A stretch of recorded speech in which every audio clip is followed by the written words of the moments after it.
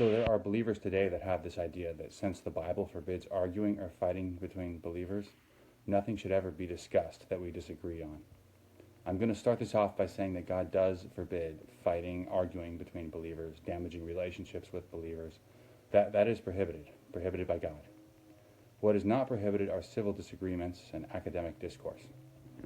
In my personal spiritual life, studying other people's biblical positions and testing them against my own and their views, which are adversarial to mine, not them as human beings, but their views being adversarial to mine, has strengthened me tremendously. It inspired me to be a Berean and dive into the Word to find out the truth. I have learned so incredibly much from mature, respectful discourse with other believers. I've changed my views when I was wrong, and it increased my knowledge of the Word tremendously. The Bible says that iron sharpens iron. Much of that reality of that analogy is lost on the modern church. I believe this is lost in an effort to promote the idea that much of disagreement counts as arguing, in part at least. And when you categorize all disagreement as arguing, even academic discourse becomes really unpopular and frowned upon. But it is not only arguing and fighting and breaking relationships, that kind of thing is prohibited between believers by God. So I'd submit to you that this confusion is false. This conclusion is false. It is of God to prohibit arguing and fighting. It is of Karl Marx to silence dissent, prohibit discourse, and prohibit disagreement. Canceling people's views that disagree with your own is not of God. When I say the reality of the iron sharpens iron analogy, I am referring to friction between pieces of iron, heat, maybe glowing red hot, pounding of iron on iron to sharpen iron. That is rough treatment between believers, and not for wimps.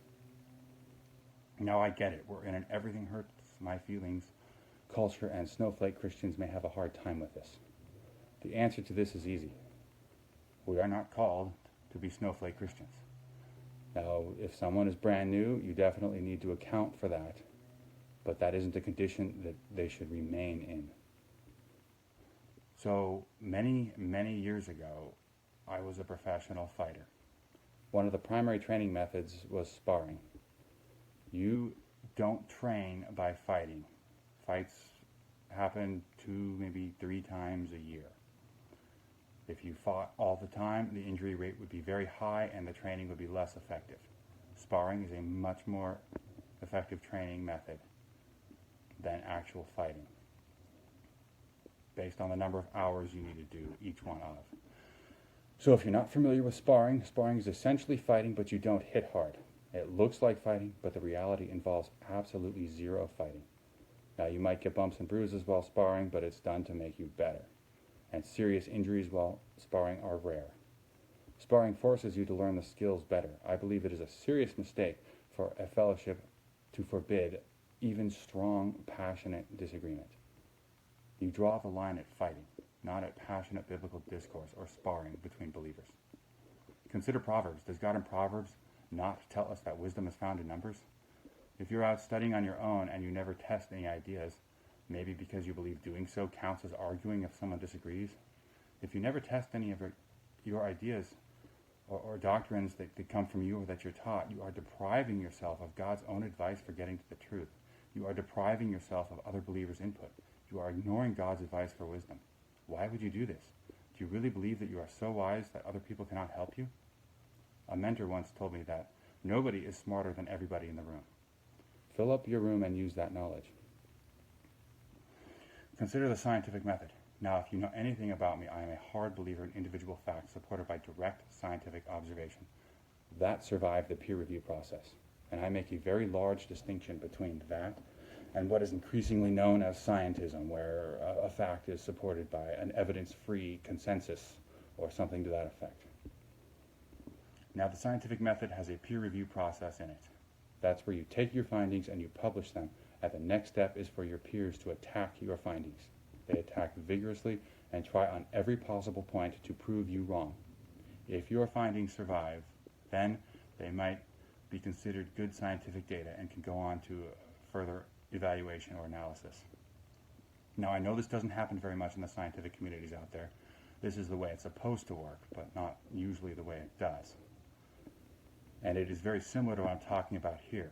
If we have a person coming up with a new doctrine explanation, or in need to test an existing doctrine or explanation to see if it's true, maybe a new twist in eschatology, whatever it is, I think the benefit that would be derived and is derived from people who do this is huge.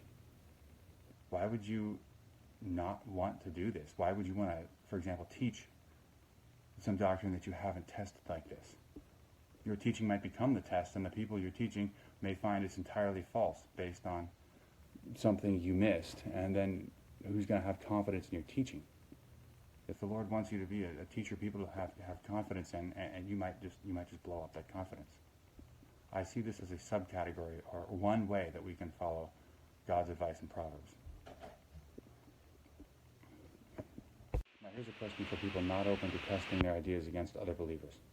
Why in the world would you deprive yourself of the truth-finding aids and advice found in Proverbs? Are you so invested in your position that you can't handle criticism? Are you afraid you might be wrong? Is it pride? Do you consider yourself so knowledgeable that no one else has anything to add on? No one else can teach you anything? If it's any of those last few, you just might have a big problem. I want to end by saying we need to be humble and open to the fact that we might be wrong. Through this kind of discourse, in person, online, and by reading documents other people have written, I've learned so much, and I've changed my positions. I found out I was wrong, and that's good because it gets me closer to the truth. You know, God can use a brand new believer, saved just a few hours ago, to provide wisdom and insight to some guy who's been a believer for 50 years. He may actually choose that method if the veteran believer needs a dose of humility. Don't be too proud to think that you're above correction.